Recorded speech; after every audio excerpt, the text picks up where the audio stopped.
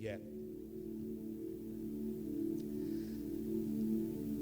Lucas 24, a partir do verso 13, vai dizer que naquele mesmo dia, 2 deles estavam indo para um povoado chamado Emaús, a 11 quilômetros de Jerusalém. No caminho conversavam a respeito do que havia acontecido.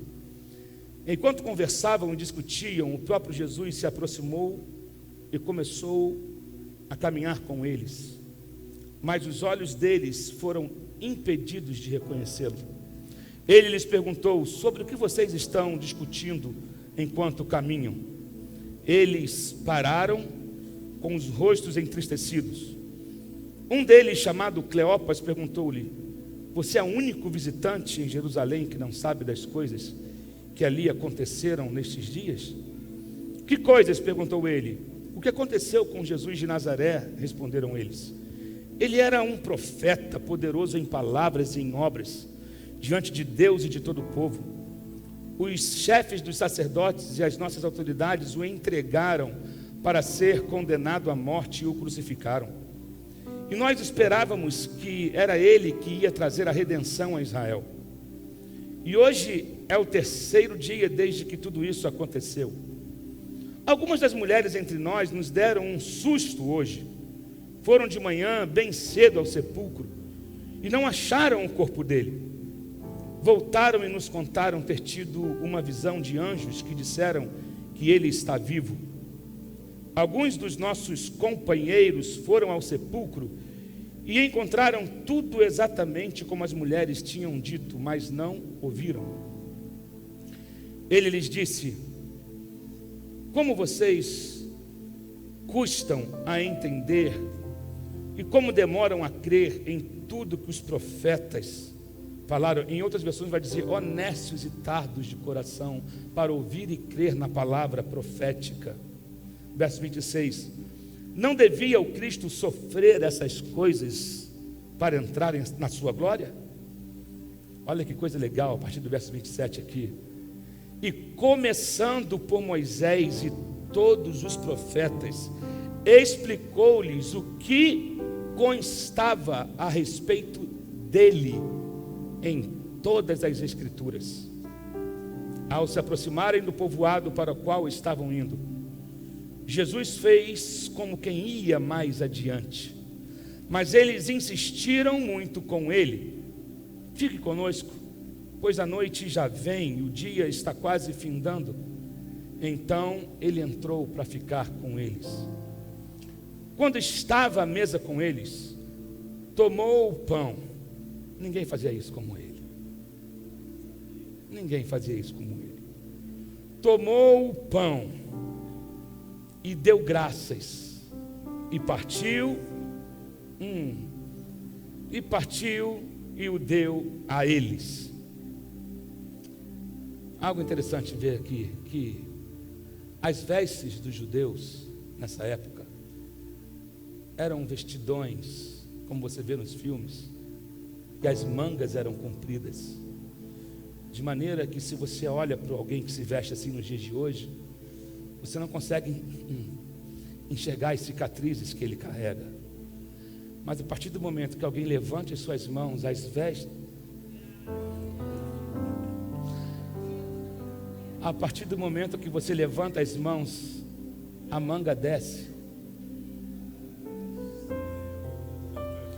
Quando você...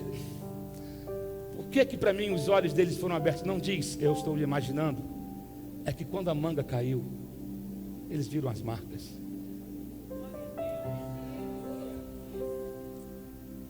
Eles viram as marcas. Olha o pulso. É ele. No partir do pão, porque ele levantou e a manga caiu.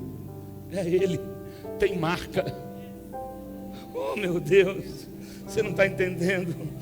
Foram abertos, perguntaram-se um ao outro: não estava queimando o nosso coração enquanto ele nos falava no caminho e nos expunha as Escrituras?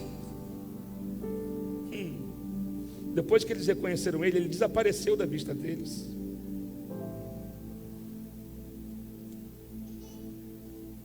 Levantaram-se e voltaram imediatamente para Jerusalém.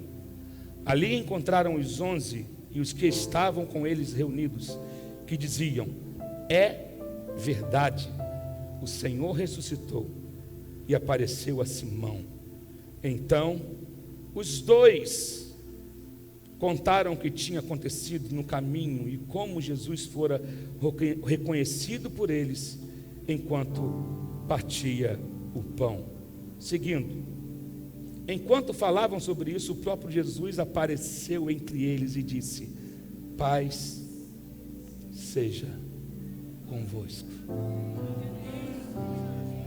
Enquanto eles estavam falando sobre isso, sobre o assunto, Jesus aparece no meio deles. Ele não bate a porta, ele não tocou a campainha, ele simplesmente entrou.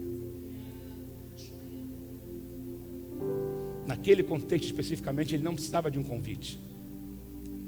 Naquele contexto especificamente, ele não precisava de uma formalidade, não. Mas estavam falando sobre ele, havia uma dúvida sobre ele, havia uma fome a respeito dele, havia uma sede, havia insegurança, haviam questionamentos. Ele entra no meio de um tumulto e diz: paz seja convosco. Se você estiver no lugar certo, falando da pessoa certa, vai sentando no seu lugar.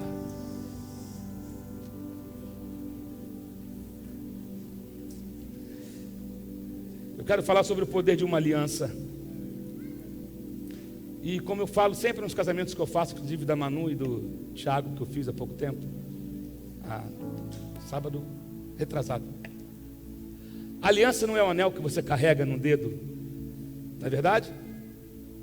Se você não sabe disso, você vai ficar sabendo. A aliança, esse anel, ele representa uma aliança.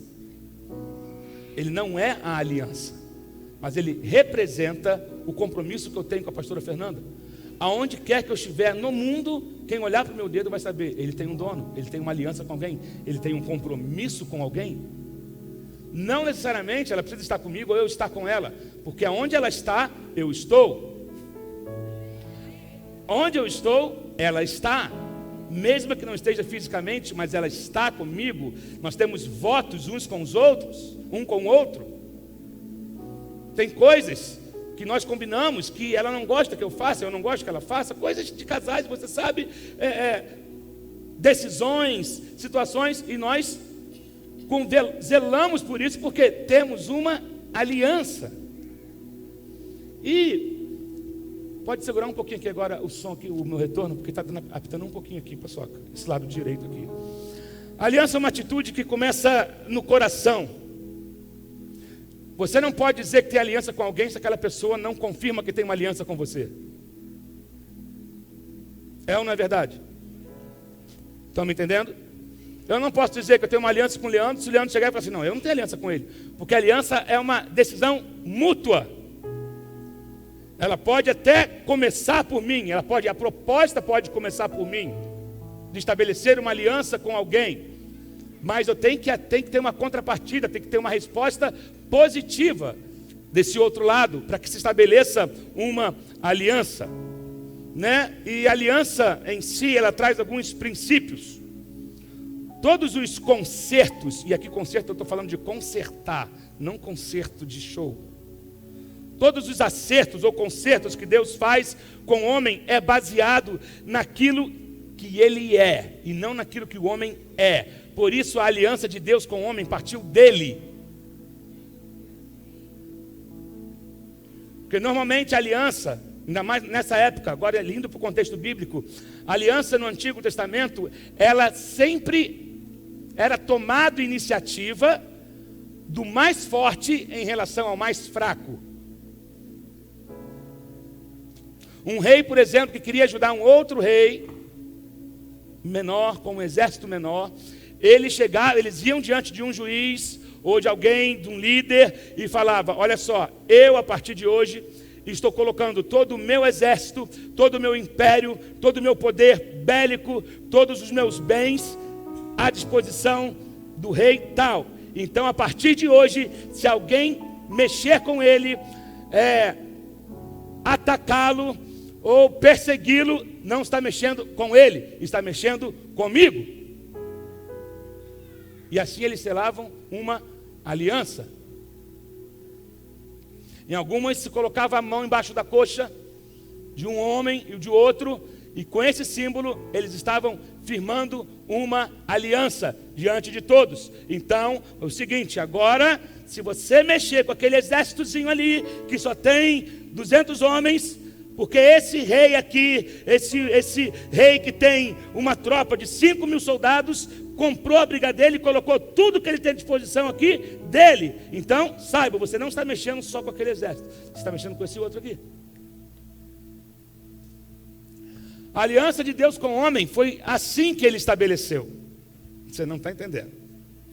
A aliança na Bíblia tem que dizer, aquele que tem mais, ele oferece algo àquele que não tem nada a oferecer de volta.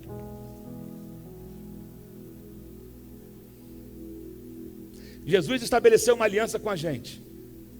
Jesus estabeleceu uma aliança com Abraão. Jesus estabeleceu uma aliança com Noé. Jesus estabeleceu uma aliança com Moisés. E na verdade Deus chegou e falou, eu a partir de hoje estou selando uma aliança com você, Abraão. A partir de hoje, tudo que eu tenho é teu.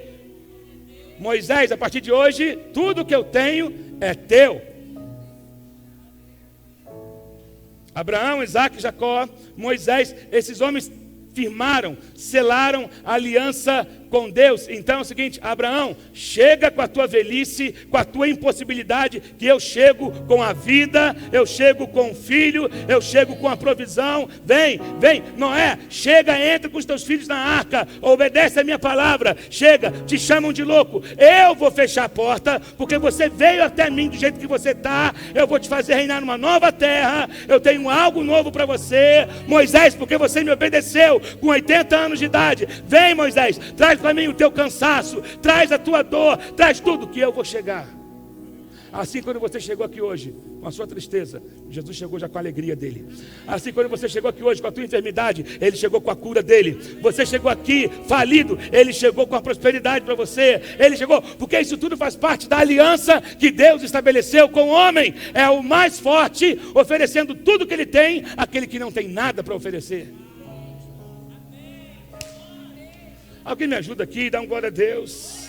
Então, na verdade, Deus estava falando o seguinte, quando ele estabeleceu a aliança com o homem, quem mexer com você, agora mexeu comigo. Quem entrar na tua frente, está entrando na minha frente. Quem tentar se levantar contra você, está se levantando contra mim, porque eu tenho uma aliança com você. Então, acho bom você não se meter com quem tem aliança com Deus. Lembra de Moisés? Quando Miriam se levanta contra ele, e ele chama Miriam e Arão dentro da tenda, Moisés manda avisar que eu quero falar com eles lá. E fala o seguinte, olha só, quando eu quero falar com vocês, envio o profeta, qualquer um para falar. Quando eu quero falar com Moisés, eu falo com ele cara a cara. Moisés é meu amigo. Em outras palavras, Deus estava dizendo, não se metam com meu amigo.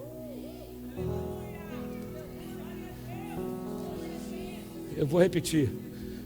Não, se você é amigo de Deus, o amigo de Deus é inimigo do mal. O amigo de Deus é um vencedor.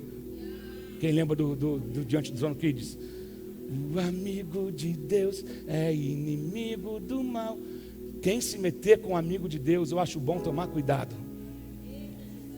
Porque ninguém pode contra aquele que é o Senhor dos senhores, poderoso, nunca perdeu uma batalha. Ele é o Rei dos reis, Senhor dos senhores, general de guerra. Ele é o Todo-Poderoso. Então, querido, eu acho, você precisa saber o que está à tua disposição. Quando você entender quem você é em Deus, você vai parar de andar como um Zé Ninguém. Imagina Moisés ter ouvido isso. Falei nada, hein? Vocês falaram aí que podia fazer também, ser líder como eu. Primeiro que eu estou aqui, eu nem queria estar aqui, ele me botou aqui. Mas vocês estão falando aí, meu amigo quer falar com vocês. Mandou, eu nem sei qual é o assunto. Moisés não sabia, só deu o recado, ó. O chefe quer falar com vocês. Que parada é essa, Miriam? Qual é a tua? Por causa de você, interrompeu todo um projeto. Porque um inimigo de Deus, um que fica altivo, ele pode interromper todo um trabalho. No meio da congregação, querendo dividir, disputar com alguém que Deus escolheu. Meu irmão, com quem Deus escolheu, Deus cuida, Deus trata. Se ele estiver fazendo certo ou errado, ruim ou mal, Deus vai tratar com ele. Moisés mesmo sabe que não entrou na terra. Mas ele, lógico que ele queria ter entrado, mas não entrou. Só que também Moisés estava num outro naipe de intimidade. Que o que é uma terra prometida para quem tem uma eternidade de glória?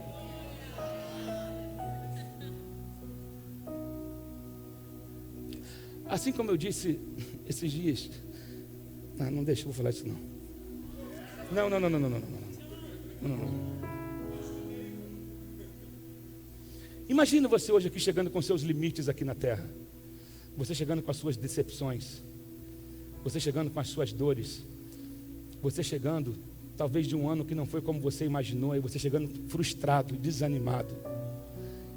Aí Deus já chegou com a esperança. Deus já chegou com esperança, Deus chegou com sonhos, Deus chegou com planos, Deus chegou animado. Deus chegou animado, Ele está dizendo, vamos fazer uma troca, é o seguinte, porque eu tenho uma aliança com você, me entrega o que você tem, que eu vou entregar o que eu tenho. Me entrega o que você tem. Você se frustrou, não deu certo, o emprego que você imaginou, a carreira que você imaginou, a família que você imaginou, o casamento, a grana que você esperava que fosse, tudo deu errado. Frustrado. Se você pudesse resumir o seu nome hoje, seria exatamente como esses discípulos no caminho de Emaús, voltando para a sua velha vida, porque eles se decepcionaram com Jesus. Ele não é quem a gente esperava que ele fosse. A gente esperava um Jesus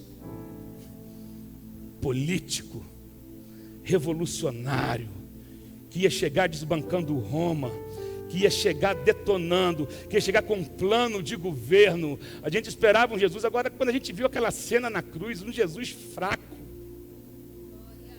a gente até viu ele fazer uns milagres, ele andou com a gente, mas justamente na cruz que ele tinha a oportunidade para fazer uma cena hollywoodiana, a la Spielberg ou James Cameron, uma trilha ainda de John Williams. A gente estava esperando que na cruz era o momento dele mostrar aquilo tudo, para aqueles caras irem embora de uma vez, mas ele, estou triste, me decepcionei com Jesus, vamos voltar. Tem gente assim, decepcionado com Jesus, porque Jesus não supriu a sua expectativa como você imaginava. Aí ele caminha pela vida, mas morto por dentro.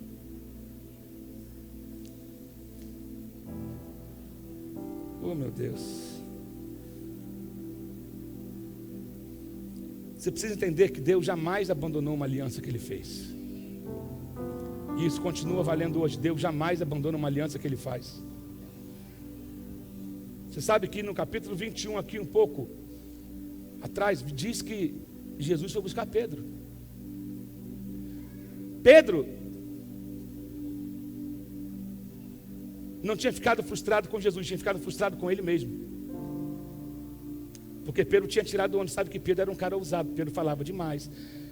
Pedro é aquele cara que diz assim, eu não vou dar esse mole nunca na minha vida, estou fechado contigo, estamos juntos, é nós, qual é? E aí, parceiro, beleza? E Jesus disse, Pedro, é o seguinte, antes que o galo cante 3 vezes essa noite ainda, você vai me negar. É ruim. Jesus não está bem hoje não, está nervoso pelo que vai acontecer, deve estar tenso. Não, Pedro, aí só que é o seguinte, está tudo certo, depois que você se converter, apacenta as minhas ovelhas. E Pedro achava que estava pronto. Pedro disse assim, eu estou pronto para ir contigo para a morte. Cuidado com o que você fala. Tem gente que diz que está pronto, não está pronto coisa nenhuma. Você está pronto quando Deus diz que você está pronto. Uma vez eu preguei sobre isso, o perigo de achar que estamos prontos. A gente vem com um monte de discurso, de fazer acontecer, aí a coisa não sai como a gente planejou, frustração. Pedro tinha desistido do ministério porque olharam para ele e falaram: você é um deles. Peraí, você andou com ele. Eu acho que eu te vi num culto. Eu acho que eu te vi andando com ele. Não, nunca tive com ele não. Peraí, o seu sotaque. Querido, quem já andou com Jesus, não tem jeito.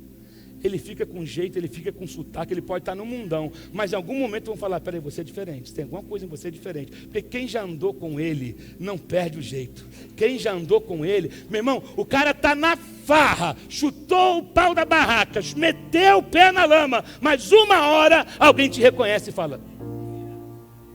Aí você vai lembrar: um dia eu andei com ele. Não tinha como negar. Aí tem um mundo dos evangelhos vai dizer que tem uma hora que o olhar de Jesus encontra com o olhar de Pedro. Para mim esse olhar dizia assim: está tudo certo, agora começa, agora você está pronto. Eu não te acuso, Pedro. O olhar de Jesus para Pedro nessa hora. Só que Pedro desiste e vai pescar. Aí Jesus vai até lá, depois que ressuscita. Sempre você vai ver que ele avisa aos discípulos e a Pedro, que havia uma preocupação nele, com Pedro. Jesus vai até a praia que Pedro estava. Eu estive lá, nessa praia, e é cheia de pedra. Estivemos lá, e eu fiquei imaginando essa cena, cara, que Jesus pede peixe, mas ele fala: não pegamos nada. Mas engraçado que Jesus já tinha preparado ali, tinha pão e peixe. Pera, onde é que Jesus comprou pão? Eu lembrei de Mateus capítulo 4, quando ele é tentado pelo diabo no deserto: se és filho de Deus, transforma essas pedras em pães. Ele disse: nem só de pão virá o homem. Não é que ele não podia, mas ele não ia fazer o que o diabo estava mandando. A Bíblia, deixa eu falar, eu estou imaginando. Pãozinho quentinho feito por Jesus, uma pedra tendo sido transformada em pão. Já tinha peixe. Mas quando Pedro viu que era Jesus, ele pula na água, ele não espera nem o barco chegar. Aí você sabe da história. Jesus remonta a cena toda da queda para produzir a restauração, porque ele tinha uma aliança. Na aliança de Jesus significa o seguinte: eu nunca vou deixar ninguém para trás. Eu nunca vou deixar, eu vou atrás de todo discípulo que está detonado, desesperado, angustiado, frustrado. Eu não abro mão de ninguém. Ele vai atrás. Talvez hoje Jesus entrou no teu caminho, na tua rota, que você estava desistindo de algo, deixando para trás, vivendo a frustração. Ele vai no teu caminho hoje.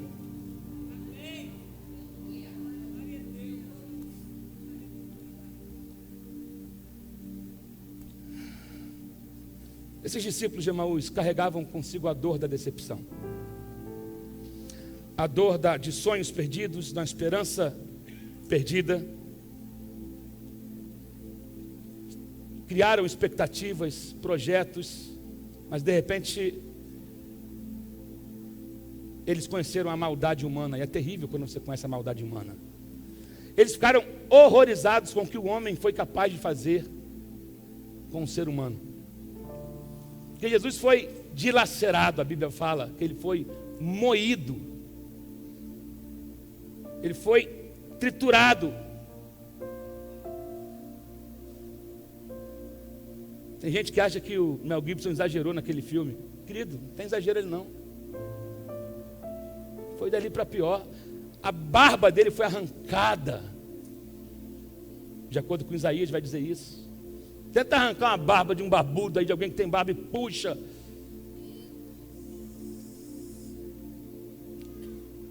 Triturado. Eles ficaram decepcionados. Eles falaram: como que os homens são maus? Ali juntou um misto de decepção com Jesus, porque ele não reagiu, e um misto de...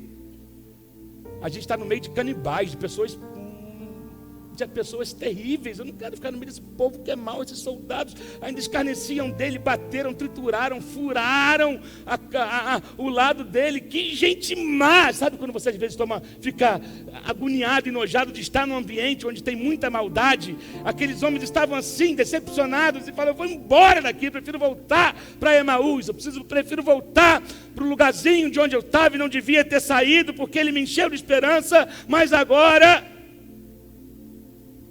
tudo foi embora. Desânimo se apoderou deles. Na verdade, que todo desanimado, todo deprimido está à procura de um refúgio. Todo desanimado, ele às vezes se refugia. O deprimido, o desanimado, o frustrado, ele se refugia numa música. Tem gente que escuta a mesma música por 3 meses, que é a única coisa que ela consegue se apegar. Ele se apega às vezes num ambiente da casa, é aquele quarto, se tranca ali, e ele só sai para fazer as coisas básicas, mas se ele pudesse ele não saía. Tem gente que vive noites eternas, porque carrega em si a dor da frustração, sabe? Se ele pudesse, ele se isolava de tudo e de todos. Isso é o que é decepção causa. Pessoas que se decepcionaram com pessoas que se decepcionaram com instituições religiosas, pessoas que se decepcionaram com patrões, pessoas que se decepcionaram com família, pessoas que se decepcionaram com governos, pessoas que se decepcionaram com coisas que foram prometidas e não aconteceu, e Jesus se aproxima deles, mas eles não conseguem reconhecer Jesus. Sabe por quê? Quando você olha demais para a sua dor, você perde a consciência da presença dele. Tem gente que tudo que enxerga é a dor. Tem gente que tudo que enxerga é o que deu errado, só consegue olhar para isso. Ele rega a dor quando acorda, ele alimenta a dor na hora do almoço, ele dá lanche para a dor na hora do café da tarde, ele só fica olhando para a dor. Quando você só enxerga a sua dor, você é incapaz de perceber que ele está presente. Ele está presente. Quando você olha demais para os seus problemas, você perde a alegria. Diz no verso 17: ele lhes perguntou sobre o que vocês estão discutindo enquanto caminham. Por quê? E com os rostos entristecidos, havia tristeza. Tem gente andando do lado de Jesus, mas olha demais para a sua dor e não viu que ele está presente. Perdeu a alegria, perdeu o brilho nos olhos, perdeu a capacidade de sorrir. O sorriso é falso, é um sorriso mentiroso, é um boa tarde falso. Sabe por quê? Foi drenado dele a alegria, foi roubado dele a esperança. Só que Jesus está do lado, o dono da alegria, aquele que é capaz de fazer miseráveis sonhar novamente, como fez com o ladrão da cruz. Hoje mesmo estarás comigo no paraíso. Sabe que o ladrão da cruz ouviu isso? Hoje mesmo a morte ficou sem graça ali naquela hora, porque ali era a sentença, era o ponto final, acabou para aquele cara. De repente, o Criador da vida, que estava ali do lado dele, chega e fala: hoje estarás comigo no paraíso. Para mim, naquela hora, a cabeça do cara começou a pirar, no sentido: caraca, morre logo. Oh, caramba, eu quero morrer logo.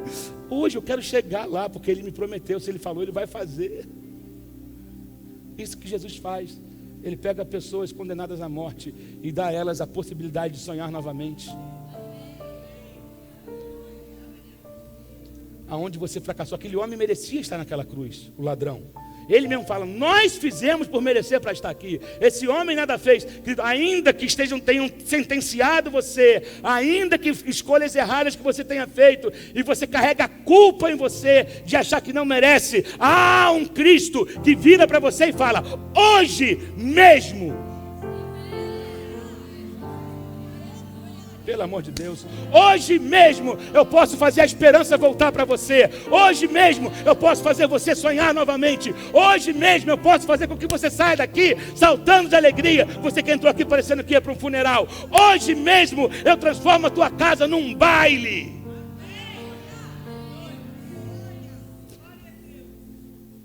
Aleluia.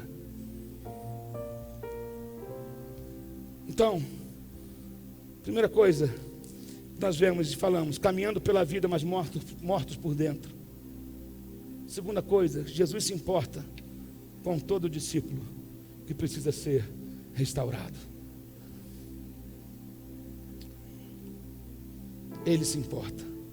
Sabe o que é isso? Jesus parar tudo, antes de aparecer para os discípulos, ele vai andar 11 quilômetros. Aqueles 11 quilômetros se tornaram os 11 quilômetros mais longos da vida daqueles homens, daqueles discípulos. Porque eles estão caminhando.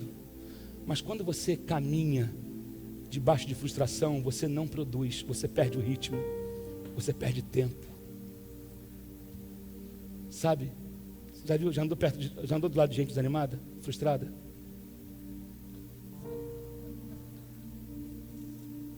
Pô, cara.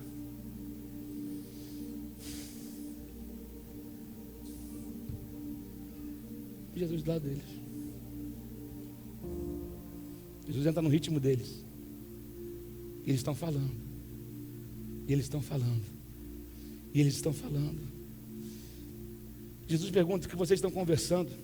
Por que Jesus pergunta? Jesus não sabia o que estava acontecendo? Sabe por que Jesus pergunta?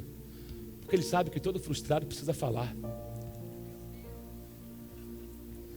Jesus pergunta porque ele sabe que todo deprimido precisa falar, precisa colocar para fora. Ele não pergunta porque ele não sabia, ele pergunta para você desabafar.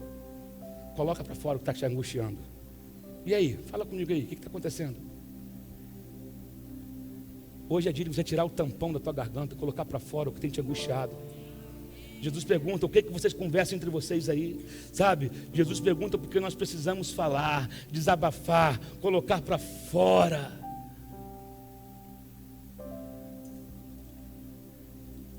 Para ele você pode falar. Talvez a sua desculpa seja: pastor, é tão difícil confiar nas pessoas hoje. Eu sei que é isso. Às vezes você está dormindo com o inimigo, né? Tem um filme que diz: dormindo com o inimigo. Eu digo, está cercado de pessoas, mas você pergunta: em quem confiar para que eu possa me abrir? Primeiro, deixa eu te dar uma dica sobre isso. Não se torne um ateu do ser humano.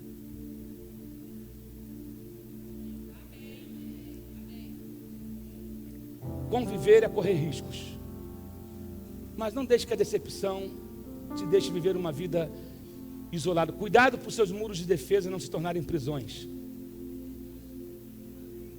Às vezes você levanta tantas defesas, tantos muros, hoje em dia você se torna um prisioneiro da prisão que você construiu. E você não consegue mais falar com ninguém, não quer relacionamento com ninguém. Não, Deus nos criou para nós nos relacionarmos uns com os outros. No meio do joio no meio do trigo tem joio. Apenas seja mais seletivo com quem você vai conversar. Procure pessoas maduras, experientes. Não está abrindo tua vida para gente que não tem maturidade ou estrutura para te ouvir. Não abra tua vida para qualquer um que sente do seu lado. Procure alguém. Na igreja tem conselheiros, na igreja tem pastores, na igreja tem pessoas que podem te ouvir. Mesmo dentro da igreja você deve tomar cuidado. Porque tem uns irmãos que têm uma boca abençoada. Aqui não tem não, mas eu sei que existe. Que houve um negócio aqui, o negócio daqui a pouco já está disseminando, que é um negócio... Maledicência, a Bíblia fala que Deus odeia maledicência, é o efeito de maldizer. A Bíblia vai falar que uma boca como uma fossa é a boca daquele que fica fazendo fofoca entre o povo. Foge. Agora, procure pessoas sensatas. Abre, conversa, chora. Amém? Então Jesus para do lado deles e faz essa pergunta porque sabia que eles precisavam falar com alguém, precisavam desabafar. Conta para Jesus onde é a sua dor. Ele é o remédio. Quem lembra disso? Confia no Senhor. Não te desanimes com a tua cruz. O que tu precisas, conta para Jesus. Contar para ele tu não erra. Fé mais fé, amor mais amor. Quem não tem, peça ao Salvador. Pois sem fé e sem amor não pode agradar ao Senhor. Tandarara. conta para Jesus onde é a tua dor, conta para Jesus o que está sangrando, conta para Jesus o que deu ruim em você. Mas Jesus chega do lado deles também para trazer uma nova perspectiva. Jesus chega do lado deles, pastor Heleno, para dizer o seguinte: olha só, a cruz não foi uma falha. A cruz não foi uma falha. O sangue fazia parte da aliança. Meu Deus, me ajuda, Jeová. O sangue, vocês ficaram escandalizados, mas na verdade, ali a aliança estava sendo selada, porque a aliança verdadeira tem sangue envolvido. Então a cruz não foi uma falha. Vocês que esperavam uma atitude poderosa, ou algo hollywoodiano, ou algo de Spielberg, não tinha que ser assim. Na cruz, deixa eu falar uma coisa, eu sempre digo isso: Jesus não, a vitória de Cristo na cruz não foi com poder, foi com caráter.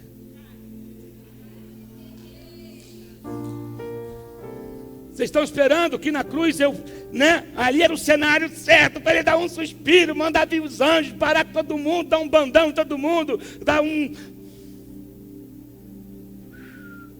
Como ovelha muda, foi levado ao matador. Vocês não tiram a minha vida, eu a dou. Na cruz ele não curou nenhum doente. Na cruz ele não ressuscitou nenhum morto. Na cruz ele não mandou nenhum paralítico levantar. Na cruz ele não abriu o mar. Mas através da cruz ele curou a todos os enfermos. Ele ressuscitou a todos os mortos. Ele deu esperança a todos os desesperados. Na cruz do Calvário, porque ele estava agindo com caráter. Ele estava dizendo: eu vou cumprir a minha palavra até o fim. Ele até tentou no jardim dizendo: Senhor, Pai, tem jeito da gente resolver isso de outra maneira? Contudo, seja feito conforme a tua vontade. Então, meu filho, você vai ter que beber esse cálice até o final. Então vamos embora, eu estou junto, eu vou cumprir a minha palavra. Cumpre palavra quem tem caráter.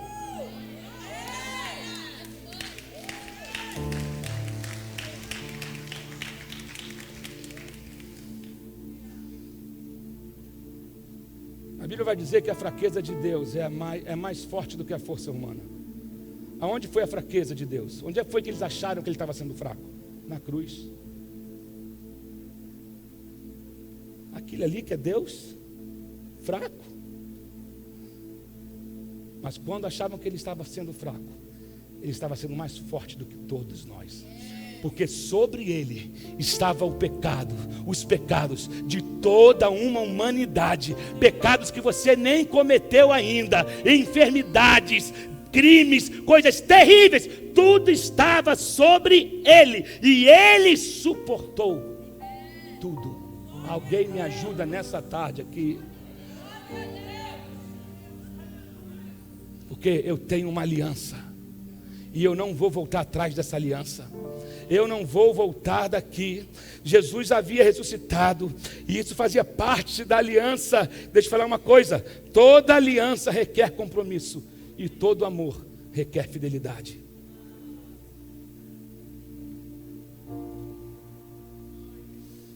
Toda aliança requer compromisso e todo amor requer fidelidade. Infelizmente, nos nossos dias, a aliança é algo que se tornou banal. A aliança no casamento, a aliança entre amigos, as coisas se tornaram descartáveis. Mas para Deus, a aliança continua sendo aliança.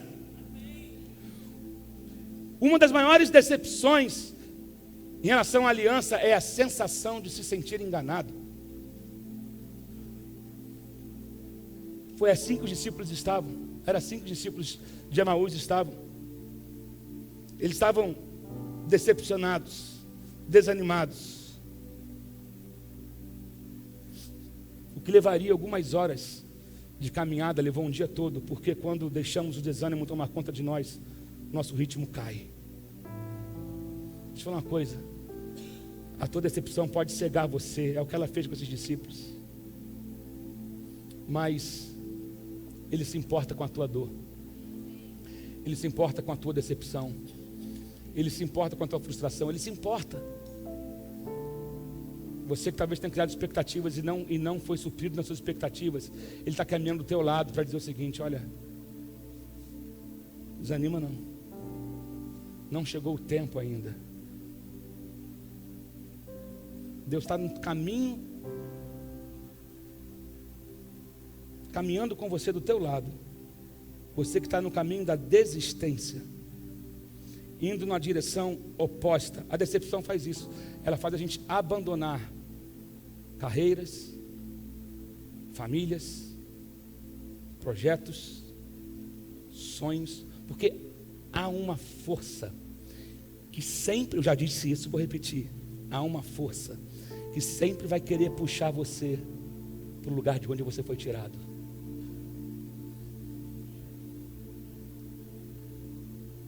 Há uma força. Eu tenho que voltar para aquela casinha onde eu nasci, para aquele bairro, para aquela vidazinha, para aquele lugarzinho. Você começou a crescer, esbarrou com as dificuldades. Essa força vem, quer puxar você para o lugar de onde você foi tirado. Ei, por que o avião decola? Entendeu? Ele vai na contramão do vento. Ele usa aquilo para ser um impulso para ele,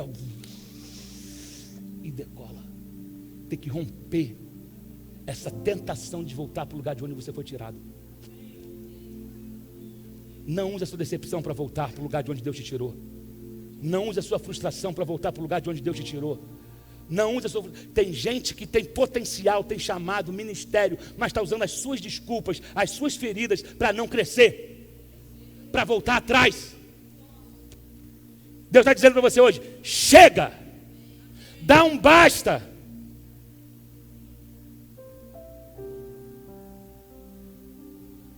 Meu Deus, Deus vai te buscar onde você estiver, e hoje Ele entrou no teu caminho, parou do teu lado para te dizer: não é essa a rota que você tem que seguir, volta para Jerusalém.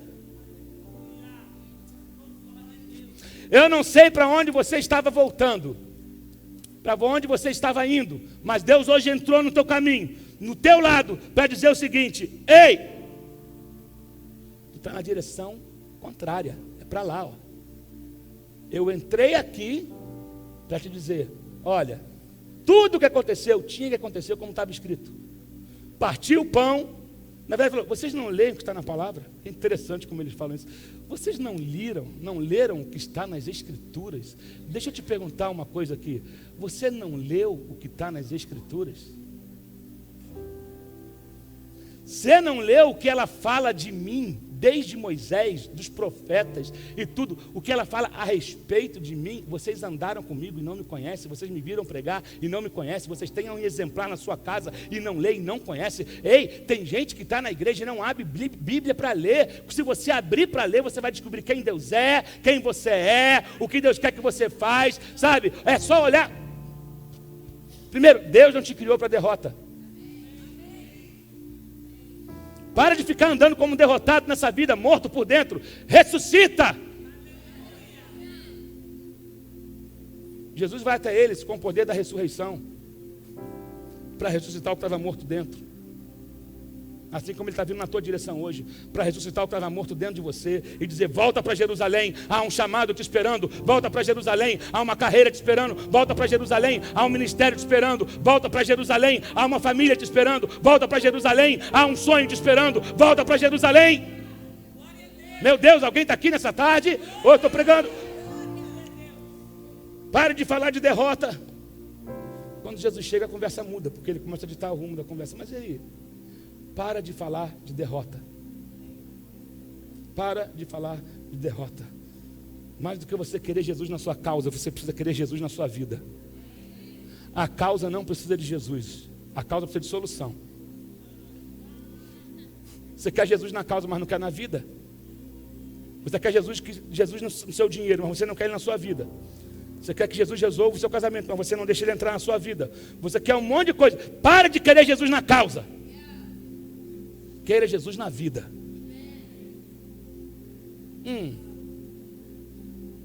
Né?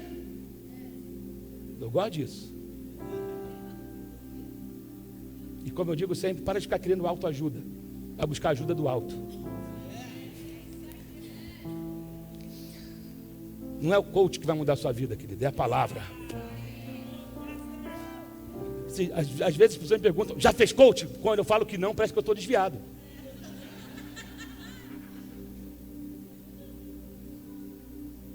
O que muda o ser humano é a palavra.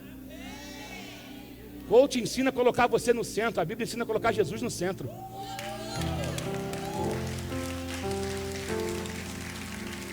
Não, você tem que ser o melhor de você, fazer não sei o que por você, a você. A Bíblia entrega tudo a Ele, traz Ele para o centro, entrega a tua vida, o teu caminho, tudo a Ele, deixa Ele assumir. Aí as coisas vão fluir, enquanto eu quiser ficar resolvendo da maneira humana, eu só vou encher a minha vida de coisa, a minha mente de situações, e aí eu entro em frustração, porque nada acontece, porque eu vou na técnica do homem. Querido, estude, não estou falando quando você estudar não. A gente só não pode inverter as coisas. Jesus é o centro, não eu. Você pode ser a melhor versão de você com Jesus sendo o centro. Não você sendo o centro de tudo, deixando Jesus como se fosse um acessório. Então, vários homens, não sei o que, os coaches estão ganhando dinheiro em cima do povo e os caras não conseguem ser o que o cara lá é. Aí é 7 mil um curso, 10, 15 mil um curso, pagam, fazem tudo, achando que vão ser o que o cara é. Vai ver o que Deus quer que você seja. Vai acabar com muita frustração da tua vida, quando você descobre quem você é em Deus e seu papel aqui nessa terra. Sei que vão me detonar, mas a casca está grossa.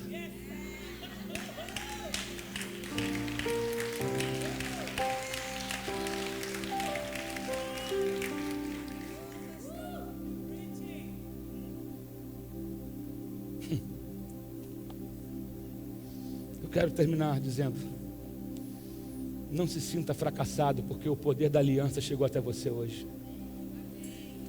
E aí o que você tem que fazer? 3 coisas que você precisa fazer. E nós vamos orar. Primeira,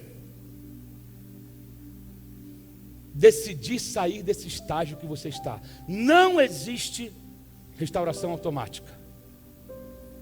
Até como o Geto falou de manhã aqui, há um processo.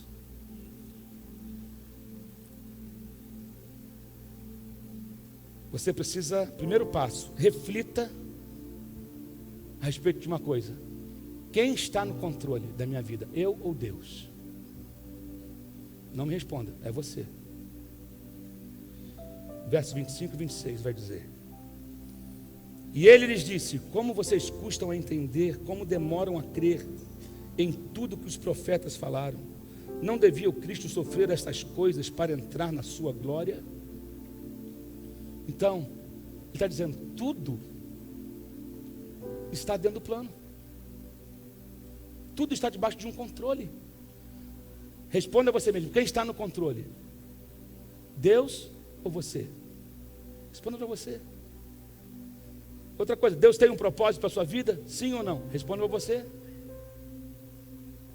Pense, reflita, olhe para dentro, né? Apague o farol, acenda a luz interna e identifique-se.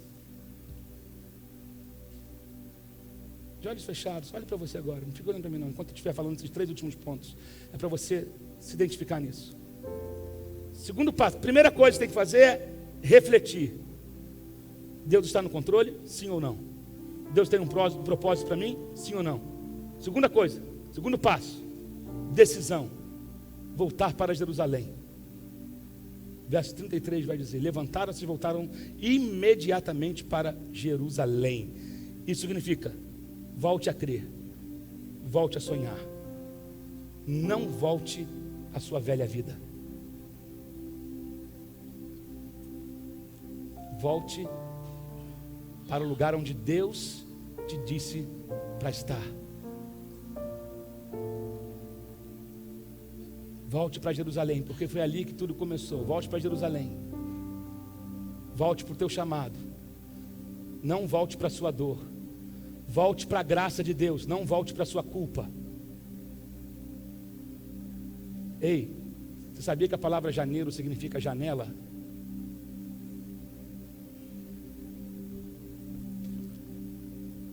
Janeiro significa janela. O ano vai virar. Deixa algumas coisas do lado de cada janela. Você vai voltar para a sua dor? Ou você vai em direção à graça de Deus? Você vai voltar para os seus medos? Ou você vai em direção àquilo que Deus chamou para ser? Então, primeira coisa, reflita. Segunda coisa, decida. Terceira coisa, tenha comunhão com seus irmãos. Verso 36. Enquanto falavam sobre isso, o próprio Jesus aparece e lhe diz: paz seja convosco. No meio da comunhão, Jesus entra e diz: paz seja convosco. Vai ficando em pé no seu lugar.